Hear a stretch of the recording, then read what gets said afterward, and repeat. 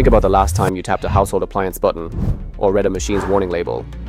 Chances are, silk screen printing made that possible. Hi, I'm Kyle from First Mold. Today, let's cut through the jargon. What silk screening really is, where it shines, and how to design for it.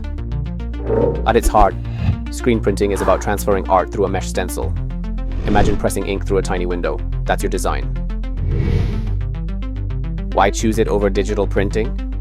When you need thick tactile ink that survives scratches, chemicals, or weather, like tool grips or outdoor labels. And unlike pad printing, it handles large flat areas beautifully. Now, what makes screen printing a valuable choice alongside options like pad printing or laser marking?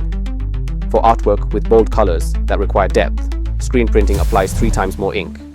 When working with irregular surfaces, our screens offer flexibility where lasers may face challenges. And for high-volume projects, it provides strong economic advantages. Now, on plastic parts, say your injection-molded controller shell, we lightly texture the surface so ink grips like glue.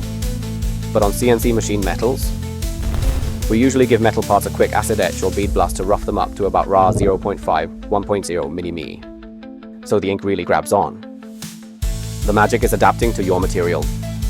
No peeling on curved surfaces, no fading under UV light. To designers planning products, reserve a canvas for your art. Here's how. First, keep it flat or gently curved. Steep slopes cause ink pooling. Second, avoid sink marks or ribs nearby. They create uneven pressure.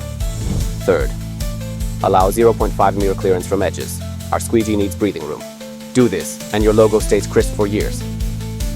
Whether it's branding plastic housings or labeling metal components, screen printing is the durable, cost-effective workhorse. Design with it in mind, and we'll handle the rest. Grab our free Design for Screen Printing checklist at this website.